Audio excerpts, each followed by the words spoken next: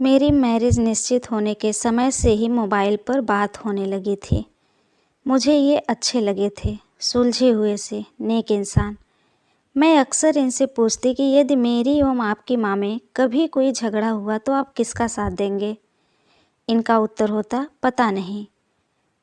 बस इस एक बात के अलावा मुझे ये बहुत अच्छे लगने लगे थे। जब मैं पहली बार इस घर में आई थी तो बहुत अजीब सा था सब कुछ। मेरे घर में सब कितना घुल मिल कर रहते। कभी कभी तो हम मजाक मजाक में किसी एक को चिढ़ाने के लिए उसके थाली में रखे खाने को भी खा जाते। और यहाँ तो मजाल ही क्या कि कोई एक कमरे में एक टेबल पर बैठकर भी भोजन खा ले। सब राजा बाबू, सबको अपने अपने कमरे में खाना खाने का शौक था। इनकी माँ से बड़ा डर लगता था मुझे, जाने कब टोक दें।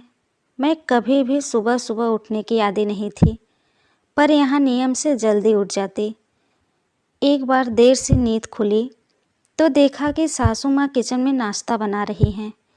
मेरे प्राण सूख गए कि आज तो ये बुढ़िया मेरी जान ही ले लेगी। पर कुछ भी कहा नहीं सासू माँ ने। बस पूछा कि तेरे लिए भी सेक दूँ या नहा धोकर खाएगी। मुझे लगा लेट उठने पर व्यंग कर रही हैं,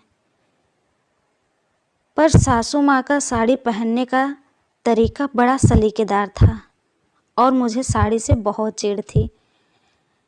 पहनने में ही घंटों लग जाते, फिर पहनते पहनते काम करना अजब सा हाल हो गया था मेरा।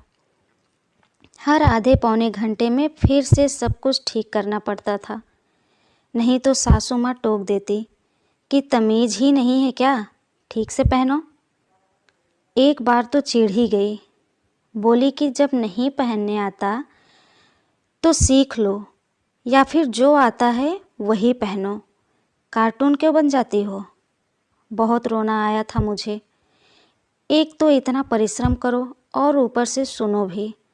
मैंने भी यह ठान लिया था कि अब साड़ी जाए चूल्हे में।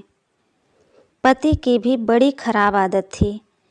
घर आते ही पहले अपनी माँ के पास आकर बैठ जाते और कभी कभी तो घंटों बैठे रहते। किसे अच्छा लगेगा कि उसका पति उसके पास नहीं अपनी माँ के पास बैठ जाए। ना जाने क्या खुसुर फुसुर करते दोनों।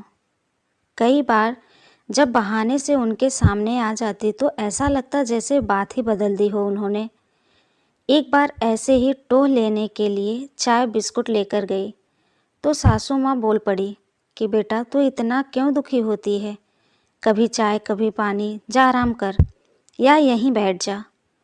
उस दिन तो मैं चली आई, पर सोचा कि जब स्वयं ही कह रही हैं तो कल से साथ ही बैठूंगी।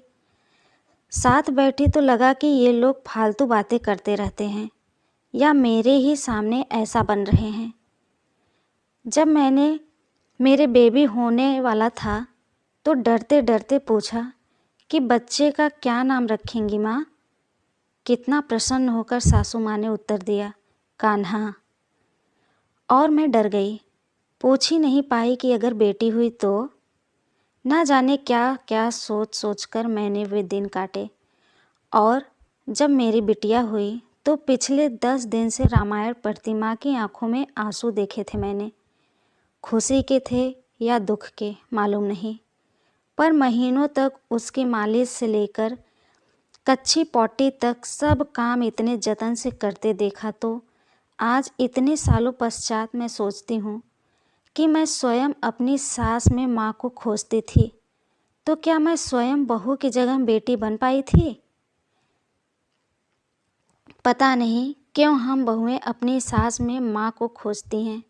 यदि सास मेरी सासू माँ जैसी होती है तो भगवान से प्रार्थना है कि मेरी अपनी माँ अपनी बहू के लिए मेरी सासू माँ जैसी बने। दोस्तों, ये कहानी आपको कैसी लगी प्लीज़ कमेंट करके हमें ज़रूर बताइए। अगर अच्छी लगी हो तो एक प्यारा सा लाइक, और हमारे चैनल पे पहली बार आए हैं तो हमारे चैनल को सब्सक्राइब कर बेल आइकन प्रेस करिए। कहानी सुनने के लिए आपका बहुत बहुत धन्यवाद।